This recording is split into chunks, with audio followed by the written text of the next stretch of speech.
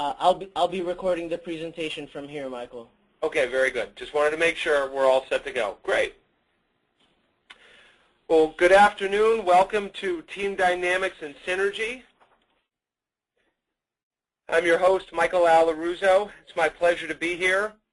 I am an instructor here in the Department of Management at St. Joseph's University, and my teaching focus is on teams and teamwork and building synergy. This is our agenda for today's presentation. We will begin with some building blocks, including terms, definitions, and types of teams. We will then follow with specifics regarding what teams need in order to be successful, team development and functionality, and conflict and solutions, and then we will wrap up with takeaways. As you can see on the left side over here, we have our roadmap. This is for you so you can follow along as we progress through the presentation. And I have two goals for you today, as you can see. First, I want you to leave here with an understanding of what teams need in order to be successful. And second, I want you to understand the various roles that individuals must play regarding their teams and their dynamics in order for teams to achieve their goals. So let's start with a couple terms and definitions. The first is a definition of a team. The definition I have here is a collection of people with complementary skills who work together to accomplish shared goals while holding each other mutually accountable for performance results. I like this definition because I think it provides a comprehensive viewpoint of what teams are and how they work. So what I'd like to do now is break down this definition for us a little bit. The first part that I find that's important is the concept of, let me get the little marker out here for a second, highlight, complementary skills. Team members need to have complementary skills so that each member can feel valued in their contributions of helping the team work toward achieving its goals. Also, if everybody has the same skill set, necessary skills may be missing in order for a team to try to achieve its goals. And so it's very important that if you're putting together a team, that you find people who have complementary skills so that the team can move forward toward achieving its goals. And if you're on the team, that you recognize the other members of the team and the complementary skills that they bring to the table and how they can help the team be successful.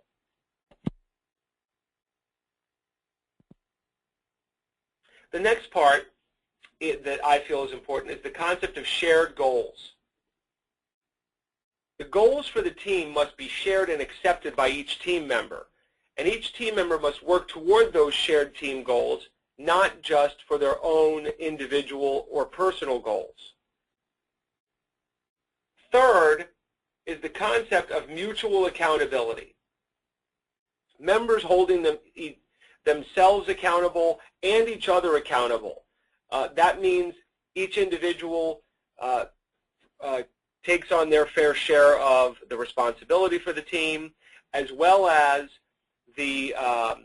each team member holding others accountable that they get things done in a timely manner and agree to team norms, which we'll talk about as we go further on.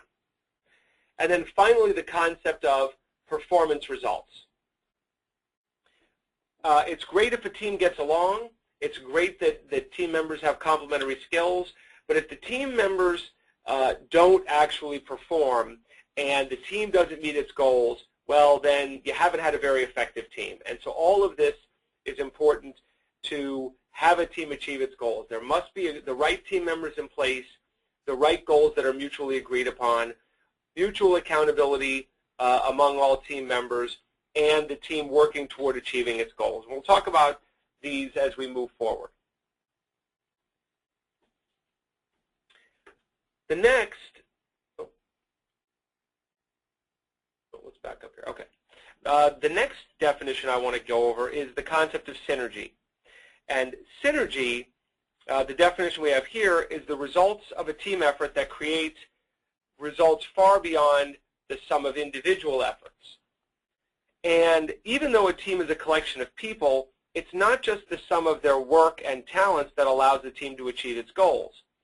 Synergy is a result of a team using its special skills and talents that its members possess to achieve an outcome that exceeds what any individual would have been able to accomplish alone.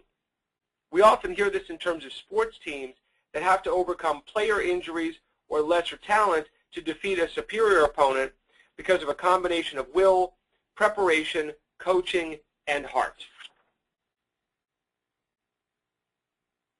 Let's continue our introduction to building blocks by examining some teams we might experience.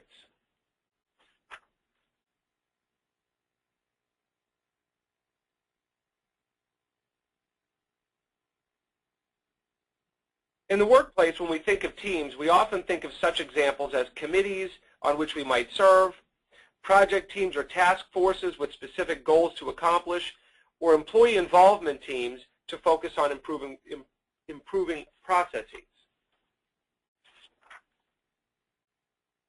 However, I would challenge us to look at many other examples of when we are in a collective with others who have shared goals on some level, who hold each other accountable for performance results. These might include your everyday workplace work team, department, division, or even the entire organization when you consider such goals as mission statements, vision statements, or broad strategic goals that the entire organization shares. I would even say that your personal relationships should be examined through the same lens in order to see if you are operating within them in a way that builds your relationship or not.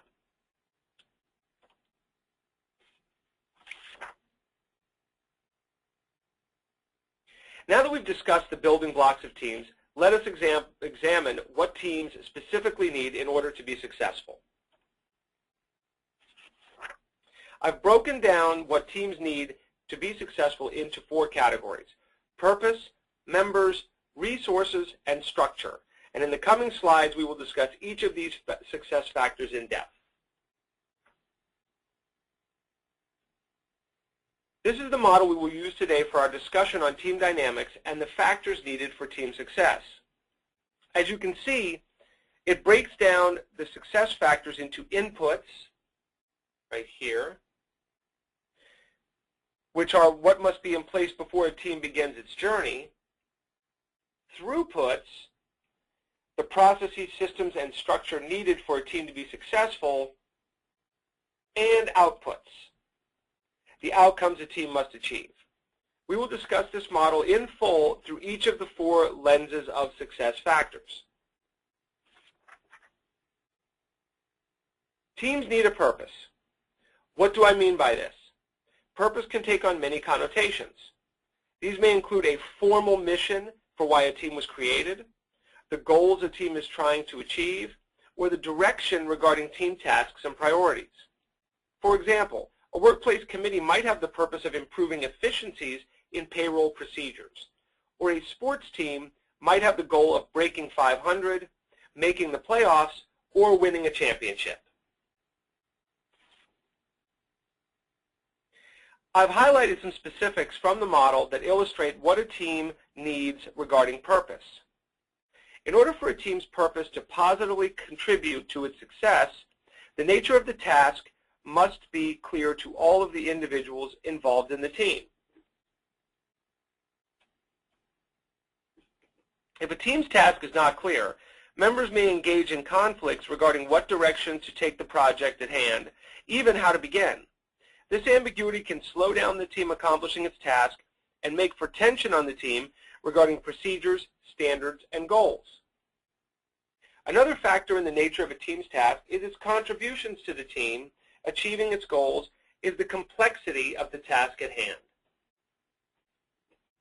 If the task seems too simple, team members may not take it very seriously. This may result in the team members not putting forth a good effort to develop an optimal solution to the problem, or may delay in completing the project because they may feel that they have better things to do. Consequently, if the task seems too complex, the team may become anxious about failing and procrastinate starting the project. The members may also become frustrated very quickly, causing tension in the team. Members may become overwhelmed, causing tension on the team to delay the project as well. I briefly highlighted that teams and their members need a purpose as to why the team exists and why they are on a team. This is necessary to achieve the output of task performance, which we have over here. If a team's purpose is unclear, the expected performance or goals may be as well. This can cause frustration on the team, as members may be unsure about which direction to take on the project and may result in the team not achieving its task. So, regarding teams and their purpose, the main points I want you to take with you is that a team's task must be clear to all members on the team and must be of sufficient value to the organization and the members on the team in order for the team to work toward achieving its goals.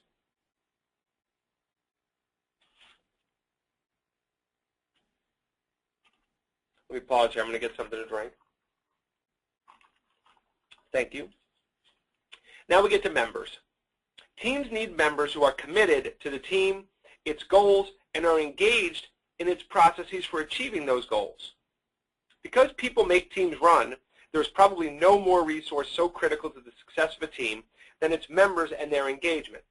Let's examine this in greater detail in the coming slides. Here we are back with our model of teams, highlighting the impact members have on the team and how.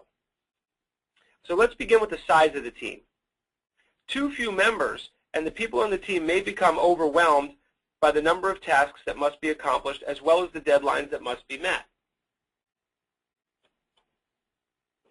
This can cause team members to become frustrated and tremendous conflict can result, derailing the team from achieving its goals. Too many members on the team, and the members may begin to question their value and contributions to the team and its goals. A team member may wonder, why am I on this team? I have nothing to do. This can cause team members to quickly lose interest or withdraw or become social loafers. Membership characteristics are important for a team to be successful as well. The individuals on the team should bring a diverse collection of experience, backgrounds, knowledge, and education to the table to attack the issue at hand for the team's benefit. Teams should be heterogeneous in their skills brought to the team and their contributions toward helping the team achieve its goals. This will allow for members to feel that they were selected to be on a team for a reason and that they have special skills to add value to the team. This in turn should result in greater engagement with the team and its goals. All this should help a team achieve greater member satisfaction. An important goal for the team, because if a team achieves its goal, but members walk away feeling that they have contributed very little to the team's success, or team members were in a state of constant destructive conflict, when another opportunity arises for the members to work together, they may decline. Here we have an illustration of the two main contributions team members can make to a team. They are task contributions and maintenance contributions. Task contributions are those that directly move the team toward its goals. These include brainstorming, problem solving, information analysis, discussions, processes, systems, and the like. They are directly connected to the task performance output from the model. Maintenance contributions are those that focus on the member satisfaction output from the model. They include gatekeeping, role clarification, conflict resolution, coaching and encouragement, and such. Members will often naturally fall into one of these two categories. As a member, it is important to know which one you naturally fall and why. As a leader, it is important to understand this and make sure that there are people contributing to both task and maintenance functions within the team. If everyone is focused on being task-driven, members may become alienated and good ideas may not be expressed. If everyone on the team is maintenance-oriented, members may be so averse to conflict that no one challenges the status quo and good ideas may not get expressed.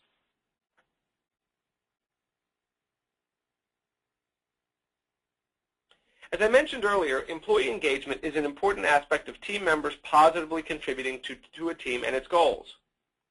However, there are levels of engagement. It is not an on-off proposition. This list offers a selection of levels of engagement, from the highest being passion, where there is a force driving the member to achieve high performance in task contributions, as well as maintaining team harmony. all the way down to active resistance, where the member outright fights against the team and its members, goals, and harmony, often to destructive results. No matter the situation, each member should evaluate where they are in terms of engagement from this list and why they feel that way. Team leaders also need to closely monitor their teams for signs that members are drifting from the top of the list, where they can do the most good, to the bottom of the list, where they can potentially do the most harm.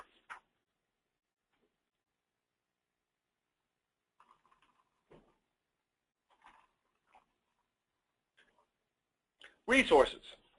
Teams need resources. Which resources? The three most common resources I tell my students and clients that any organization or team needs are money, time, and people. We've already discussed the people aspect, so let us discuss the other resources that teams need in greater detail here in the coming slides. Here again is our model for team success. Highlighted are several input factors related to team resources.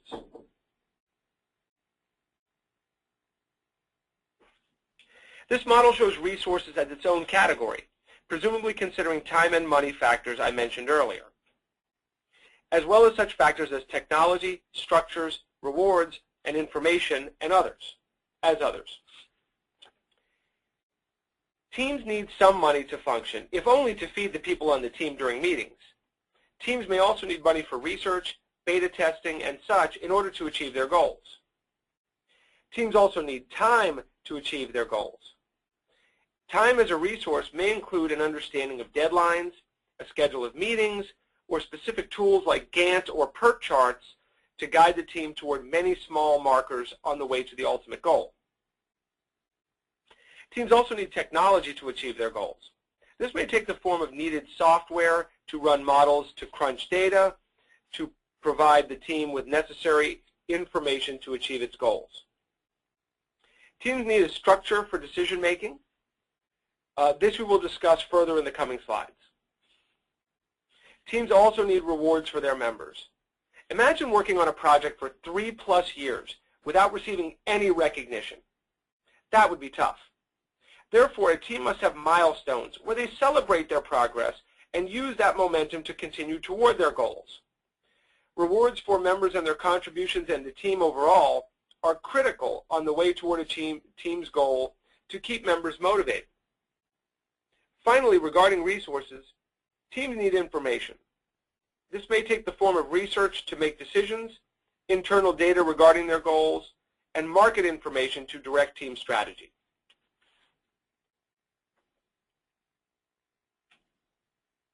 Finally, teams need structure. Teams and their members need to have systems in place in order to make decisions, stay on schedule, resolve conflicts, communicate effectively, and assess both team and member performance. In the coming slides, we will analyze some of the aspects of structure that teams need to consider to reach their goals.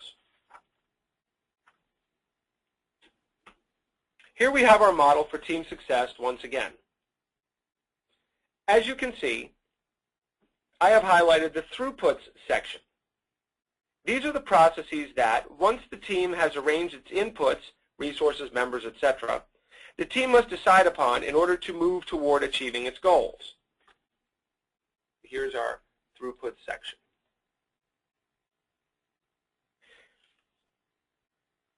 The term norm is a derivative of the word normal. Norms are the standards that teams must establish regarding the behaviors of its members.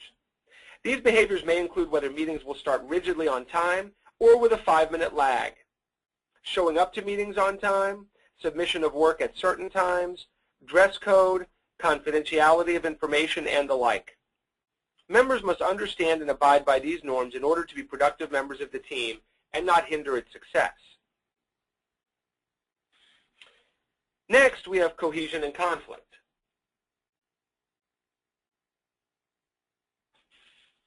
There should be a balance on the team between the cohesion of its members and constructive conflict in innovation and decision-making. Members should be cohesive in that they should respect one another and what each member brings to the team. They should also show respect towards one another by listening when members are talking, gatekeeping by inviting in members to participate in decision making, and contributing to a general sense of team harmony. Despite all these efforts of team members to abide by norms and be cohesive, conflicts will arise, and it should. People are allowed to disagree. Conflicts may arise based on a variety of factors. These may include introduction of new norms, decisions to be made, communication issues, deadline pressures, and the like. If you are on a team and expect that people will disagree on various topics, when it happens, it may be less uncomfortable. One key component of conflict on teams is that the conflict should focus on a specific topic of debate and not be a personal attack.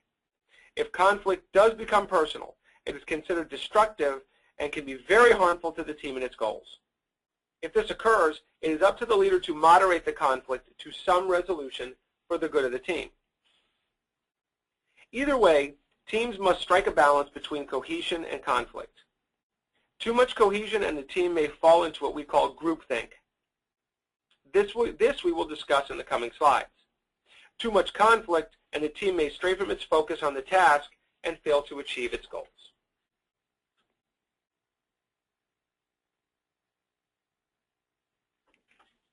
One of the aspects of team structure that members must agree upon are their communication practices.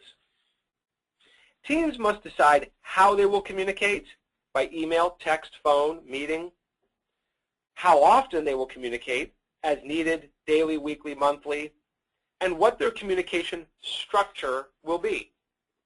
Here we have 3 examples of communication structures that teams may adopt. In the interacting group,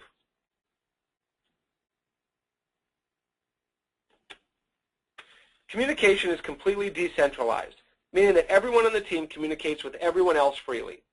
This is great when you have a complex task that involves several experts on the team. This free communication allows everyone to openly offer their expertise on various matters for consideration by the team. In the co-acting group, communication is centralized, often through the leader.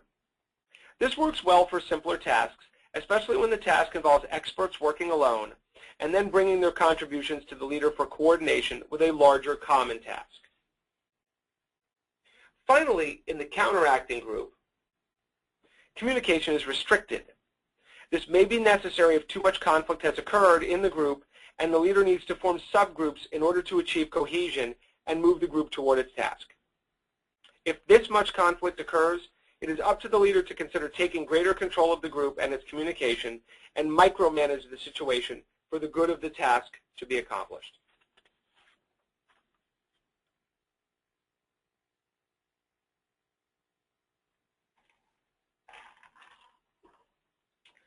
Teams need to come to agreement as to how decisions will be made. This is one model for decision making that teams may adopt. The problem in step 1 is often defined by the task with which the team has been charged. Once the team has analyzed the problem to ensure they are on the right track, they will often move on to solution alternatives. In step 2, alternatives will be discussed. This will often begin with brainstorming and move into feasibility of ideas offered. Then the team moves on to step 3 and comes to consensus on a decision. If there are ethical implications, these are addressed here as well. Finally, the team must implement the decision in some way and evaluate the results of the decision. Did the decision work out the way it was expected to? If not, why not? Was there a problem in identifying the problem?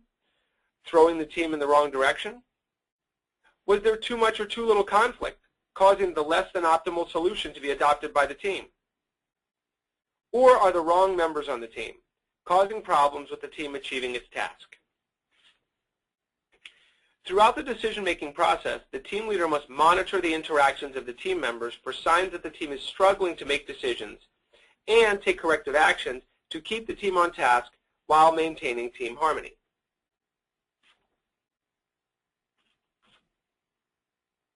These are 3 types of decision-making structures a team may choose in order to achieve its goals. The authority decision structure involves the leader of the team making a decision and communicating to the team who will do what, by when, and how. This might be effective if time is an issue and the team must move very quickly and cannot spend time discussing an issue and debating alternatives. It may also be effective if the leader is an expert and the team members are technical experts. Then the leader can assign work to each member, and each member feels as if they are positively contributing to the team. The consultative decision involves each team member offering input, but in the end, it is the team leader making the final decision. This decision-making model works because it gives each team member a voice in the discussion, while conflict may be minimized because the leader will make the final decision. And finally, in a group decision format, the team members themselves come to a consensus about decisions made. These may happen by a majority vote, or the team working through the decision-making process to an agreed-upon solution. Even in teams where there is a clear leader, the team may be allowed to come to its consensus when there is enough expertise on a team and respect among team members is high to allow the leader to let the team guide itself versus the leader making an authority decision.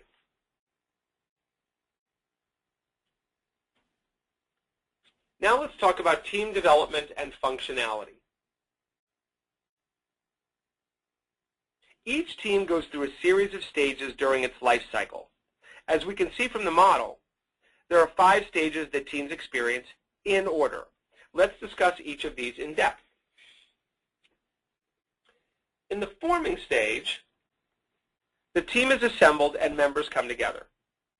They will meet and have an initial discussion of why they were called together. Team members will learn of the task at hand, decide if they are the right fit for the team and vice versa, and begin to identify with other members and the team itself. They will also begin to build relationships with team members and learn what is considered acceptable behavior within the team, establishing norms.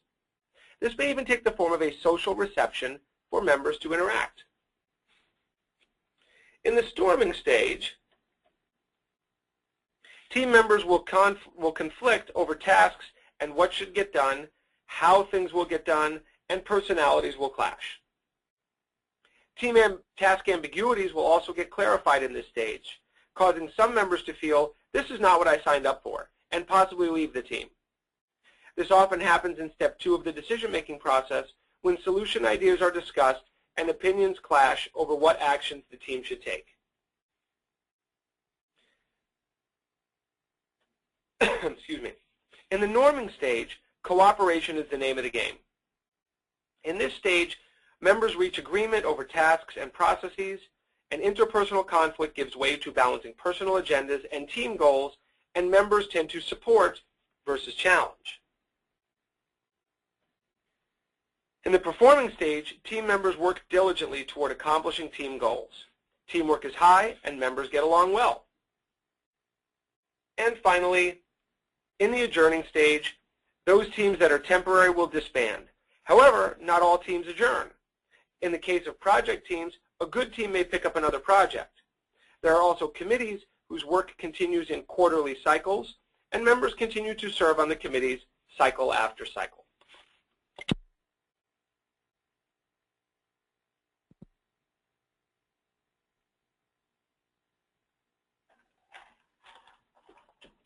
We know that people are social animals, so it is no surprise to us that we are all, to an extent, influenced by the behaviors of others when we work or socialize in groups.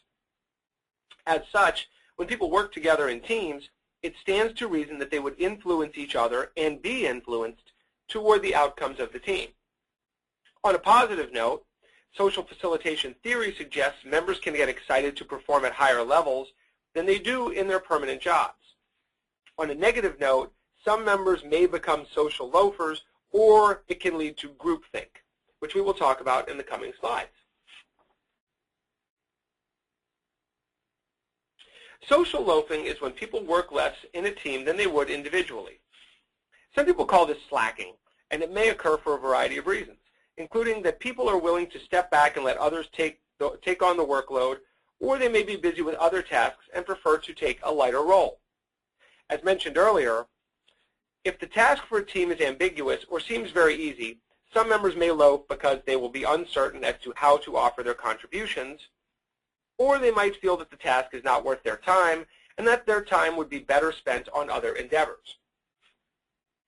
It is up to the leader of the team to monitor the members of the team for possible signs of social loafing and work on gaining team member engagement. Some ways to prevent social loafing are to define roles and tasks to maximize individual interests, to raise accountability by making individuals' performance expectations clear and identifiable, and to tie individual rewards to the performance contributions to the group.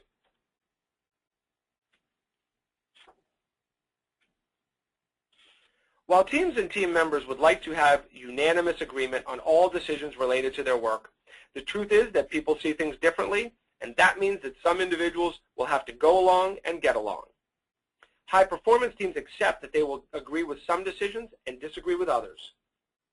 The ability to disagree with a decision and still support the decision and the team is called consensus. It is important that teams experience some level of consensus from its team members in order to get things done and work towards synergy. Groupthink is a potential pitfall of teams where members agree on too many aspects without considering counter viewpoints or pushing the team towards its best performance. This can happen as team members may become very comfortable with one another, so much so that they stop critically evaluating others and their work, ideas, and such.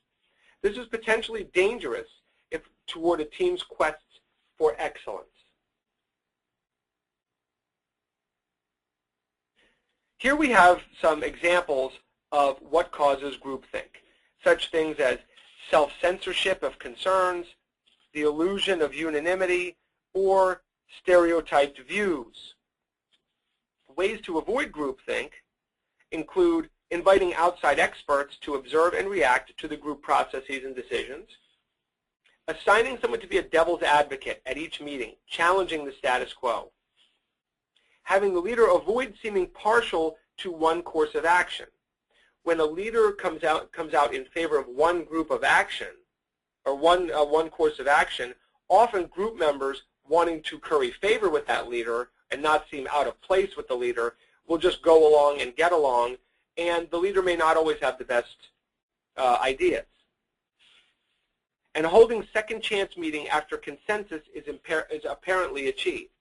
These are all ways to go about trying to avoid a team from falling into the trap of not challenging their own decisions and trying to come to the best, most optimal solution. Hopefully, if a team does these things, they incur what is called TEAMTHINK, in which you will have open expression of concerns or ideas, recognition of team members' uniqueness, discussion of collective doubts, and utilization of non-stereotyped views, meaning that we don't look at a view as being stereotypical to a certain person or a certain department, that we look at the individual and their idea as separate, not connected. And so this is what teams should look for. Think like a team, not just a collection of individuals. By doing such things as openly expressing issues of concern or divergent viewpoints, respecting and recognizing these expertise of others and their ability to contribute, and challenging the status quo instead of accepting the way we do things around here, teams and their members will have a chance to avoid groupthink and make an optimal decision as a team. Because people are allowed to disagree, when you get a collection of individuals with divergent views, backgrounds, expertise, and ideas for solutions together to tackle an organizational issue, there will often be conflict. In the coming slides, we will discuss types of team conflict, conflict management styles, and some possible solutions when the team members disagree. Conflict is a disruption of the natural order, often a disagreement among people. Substantive conflict is a disagreement over goals, tasks, allocation of resources, policies, and procedures. When people disagree about how a team should operate in the storming stage, it is an example of substantive conflict. Emotional conflict is a disagreement involving distrust, anger, dislike, fear, resentment, or involves relationships. If team members clash as a result of different personalities or behaviors, it creates the potential for distrust, which is an emotional conflict. Functional conflict is constructive and creates greater effort and creative problem solving. Teams that are truly working towards synergy and are fighting against groupthink may have inevitable conflicts.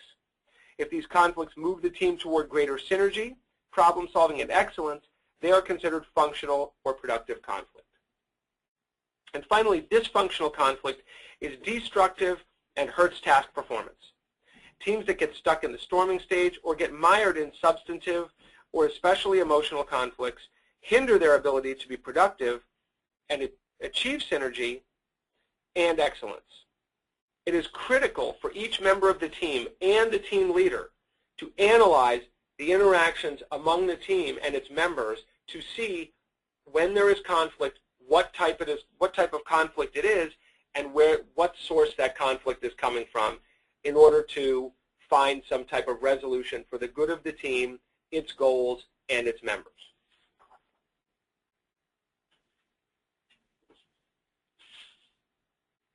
We have discussed the concept of conflict much. Certainly conflict does not only exist in teams and their work. It can exist between individuals or within an individual if the person is conflicted with their role on the team or in the organization. However, because conflict can come naturally within teams, let's discuss some conflict management styles. We've already discussed conflict being a disagreement over issues of substance or an emotional antagonism. And so this model exhibits how individuals may go about dealing with those conflicts. Let us begin by discussing the axes. The horizontal axis represents the degree of assertiveness the individual chooses when involved in a conflict. The more assertive the individual is, the more they may seek to get their own way. The vertical axis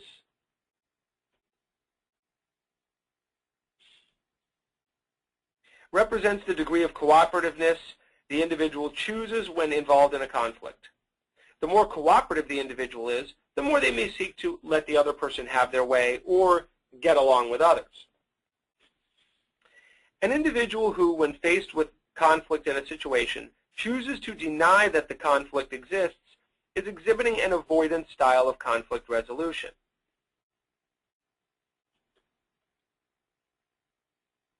This is tricky because if the conflict is ignored, it is not really resolved. Also, the main individual doing the avoiding may still harbor upset feelings as a result of the conflict, which may take time to get over. This may be okay in limited situations with trivial issues, but over time between the same people, if one or both constantly avoid conflict, tension and resentment can build up and explode. With accommodation, peaceful coexistence is the goal. Usually one person plays down the conflict in order to let the other individual have their way, perhaps in the hopes that in the future the role will be reversed and they can have their way. Both avoidance and accommodation are forms of what we call lose-lose conflicts, and that no one achieves what they want, and the conflict still exists under the surface, unresolved, and will probably surface more furiously at a later time. Many people think that compromise is the ultimate solution because each party gains some of what they want and sacrifices something. This middle-of-the-road mentality may be okay, but it is not necessarily the case. In this situation, each party wins some and loses some. In the short term, and in some circumstances, this may be the best scenario, but individuals should strive for win-win scenarios as much as possible. An individual high in their assertiveness and low in their desire for cooperation exhibits a competition mentality in resolving conflict. Basically, this is the ultimate win-lose scenario. because the assertive individual is out for themselves and has little regard for others. If the other person doesn't care, this may be okay, but it is not optimal. Bosses who dictate to employees what will happen without getting their opinion or buy-in are exhibiting this style of conflict resolution. Finally, collaboration is ultimately what individuals should strive to attain when a conflict exists within a team. This is when both parties win, in that the conflict is resolved to everyone's mutual benefit as much as possible. No avoiding, smoothing, domination, or compromising. A real agreement is reached. This is not always feasible if the situation at hand is an either-or one, where the decision cannot fully benefit both parties. However, every effort should be made to analyze the situation to see if a true collaborative effort can be made. Most people have a natural style for dealing with conflict, and you can take an assessment to see which style is most natural to you. Pay attention to the next time you feel conflict brewing between you and a coworker, friend, significant other, or family member, and how you chose to handle it. This may be your most natural style. If it resulted in a positive outcome in decision and feelings for both parties, then it may be a good style to use again. If not, you may want to consider other styles, or at least vary your style depending on the situation.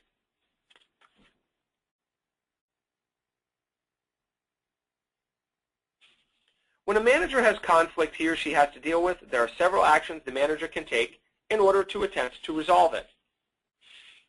As resource deficits or limitations are often the source of conflict, when a manager can offer more resources towards solving the conflict, that is a positive thing. For example, if departments are conflicting over budgets, the manager may be able to provide a needed resource to lessen the conflict, being money. Managers may also attempt to convince employees that their conflicts are petty and that they should put aside their issues for the good of the project, department, or organization, appealing to higher level goals. Managers may also realize that some people are just not going to get along, and it may be necessary to move people off projects or have people stop working together because there are few alternatives, thus changing the people. Managers may also look to change policies or procedures if the conflict is substantive in nature. A key for managers in resolving conflicts is to identify if the conflict is substantive or emotional in nature and ask those involved what they believe would minimize the conflict for the good of the organization. Then the manager should make efforts to attempt to resolve the conflict in a positive fashion.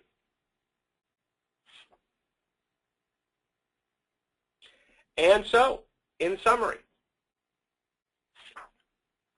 let me offer you my takeaways for team success. First, teams need 4 main factors for success: a driving, clear purpose, the right members in the right places doing the right things, the resources, time, money, and others to achieve their goals, and an agreed-upon structure that works. Second, teams and their members will disagree, and that is okay. How the conflict is handled by the team members and the leader is critical. And finally, each team member must understand his or her role in helping the team toward its goals. If this does not happen, conflicts may become unmanageable, team member engagement may fall, causing the team to fail to achieve its goals. Thank you so much. Now let's open the floor for questions.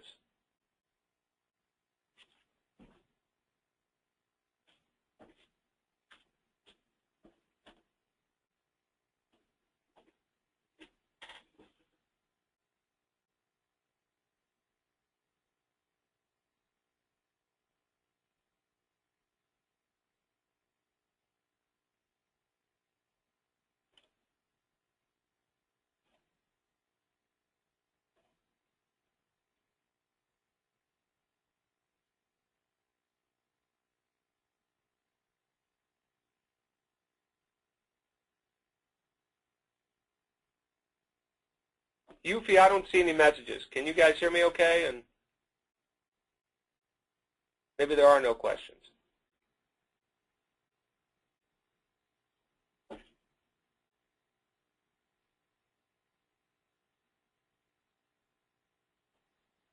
Michael, it's Emily. Can you hear me? Yeah, I can hear you. Yes, great. We have two questions that just came through. If it's okay with you, I'd like to read them off to you. Absolutely. All right, great. The first one we have here, it says, what advice do you have for a team operating remotely to be cohesive, especially if the task involves combining individual writing exercises? Wow, that's a great question. Okay, so basically you have a team. Let me summarize you. You have a team. They have individual writing exercises that I'm guessing have to be combined together. Is that correct, I would assume? I would say so, yes. Okay. So the first step is making sure that whatever role is assigned, people accept. So, for example, if there are 5 people in the team and there are 5 questions that are to be sort of combined into one assignment, and this is a great question because I've done this many times in my online course. They have cases they have to answer, and the cases have 4 questions, and there might be 3 people on the team, 4 or 5, depends on how big the class is. What you really want to do is have the team members get together, and first, we talk about forming, and so let me actually backtrack to that so people can you guys see the screen still? Yes, we can. Okay. Yeah. So they should figure out a way to form, just maybe have a conversation together. During that time, and they sort of discuss the assignment, they can go through maybe a small storming, and forming, storming, and norming, these things will often overlap. So they should go from forming, get to know each other, to norming and coordinating the task and saying, well, here, you do question 1, you do question 2, 3, 4, 5, whatever there is, and people sort of accept, yeah, okay, I'll do that question, great, and you're going to do this, and you're going to do that. And then what I recommend that students do is they have one person who's the coordinator. Maybe that one person, and this could be in the workplace as well, that one person has also a responsibility to do an individual writing assignment, but then they coordinate the work of others, and you agree on a deadline when each individual is going to submit their work to the coordinator. That coordinator should be given some freedom to make some stylistic changes. Maybe not substantive changes, but there should be some stylistic changes so that the coordinator can massage the work so that you basically take multiple individual works and style it into one cohesive sounding document. And then it's up to the coordinator to send that full document back to everybody, and each individual then needs to review the whole document, not just their own part, to see how they feel about the finished work. And they should be allowed to edit and then send back to the coordinator their edits, and then the coordinator should finalize it from there.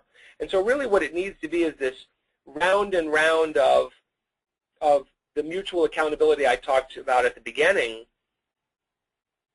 that each individual does their part, does it well, and then each individual holds everyone else accountable for the overall document, and does it conform to what the professor wants? I'm assuming we're talking about an assignment here. And does it speak of one voice versus does it come off like 5 distinctly different people? And I've had assignments do both. I've had people submit a document. You could tell it was basically 4 people cobbled together 4 separate answers, and it doesn't come off well, versus one cohesive document that one individual massaged and coordinated and stylized, and it usually does come off a lot better. So that's what I would do. I would assign somebody the responsibility and authority of coordinator to gather individual works, stylize them, and then take it back to everybody and have those people review the finished work, not just their own. Great, Michael. Can I share another one with you? Yeah, absolutely. All right. How should a manager address when a team member wants to take on greater responsibility?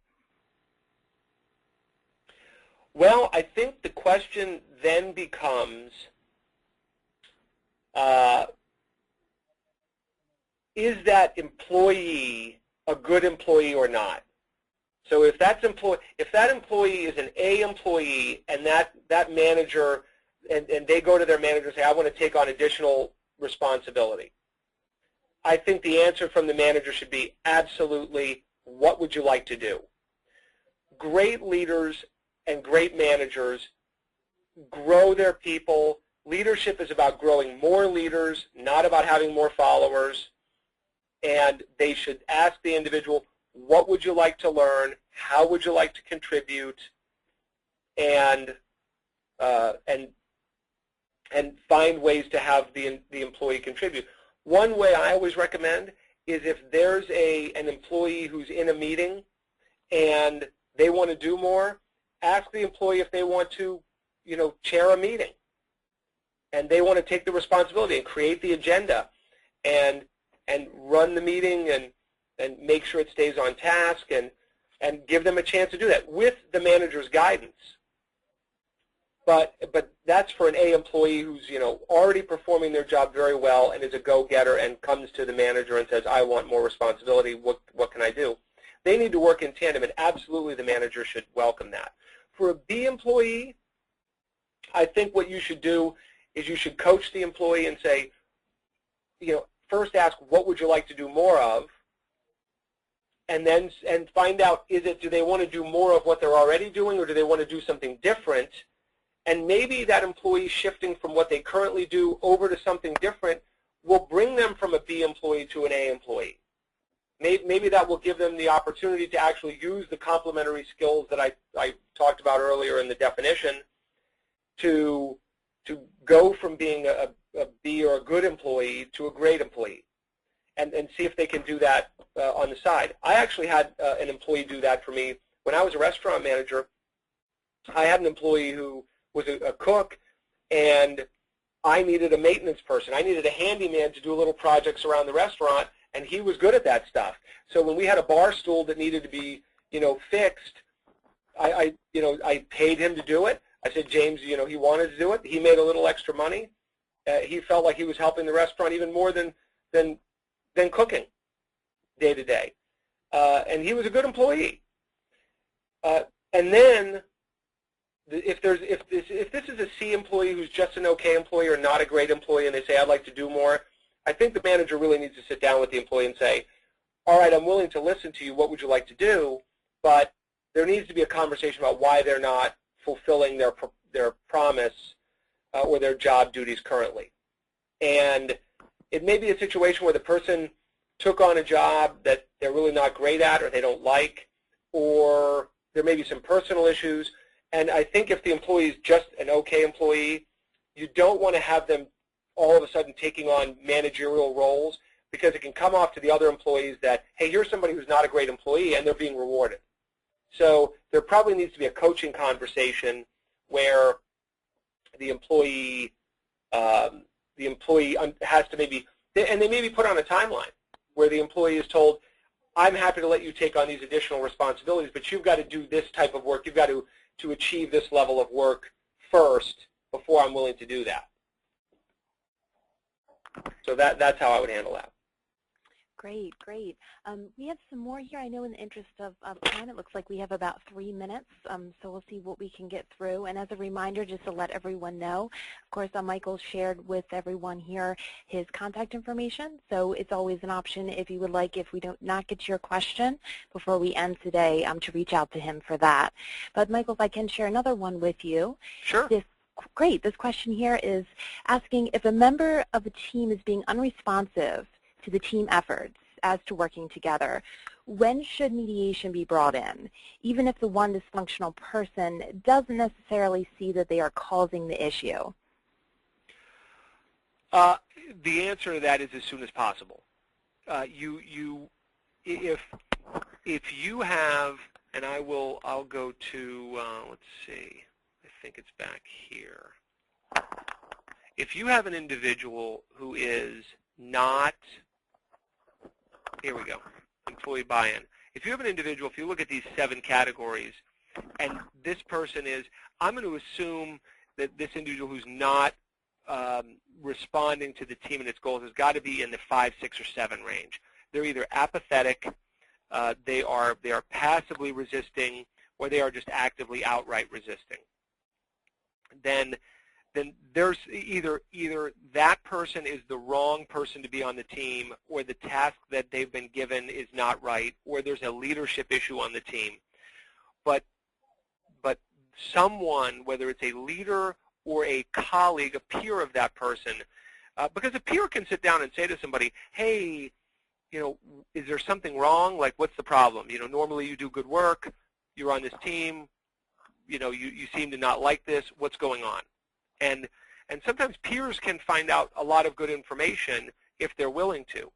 But the short answer is mediation, for lack of a better term, needs to happen, or coaching or a discussion needs to happen as soon as possible. Because the longer you let something like this go without addressing it, the more chance you have of there being some type of problem, or that problem growing and affecting the other members on the team. It could be something as simple as the person feels overwhelmed, and doing this work on the team is not what they want to do, and they need to focus on something else with their job. And maybe they can be removed from the team, and it doesn't affect the team. Or maybe somebody else can be brought in to replace them. Who knows? So, but that has to be a conversation where you listen to the individual and ask the individual as soon as possible, because you want, if the person's in a situation where they're apathetic at level 5, the last thing you want to do is have it get worse. So, okay, great. Sounds great here. Thank you, Michael, very much. It looks like we've out of time right now. So I don't know if we can bring to your ending slide there with your contact information, the closing there. Great for that. So if anyone has any questions, a follow-up, sorry we did not have a chance to get to everyone's questions. Some great questions here. Michael, thank you very much for this great information. Very informative. I think it's great for everyone here, so we really do appreciate it. Thank you. My pleasure.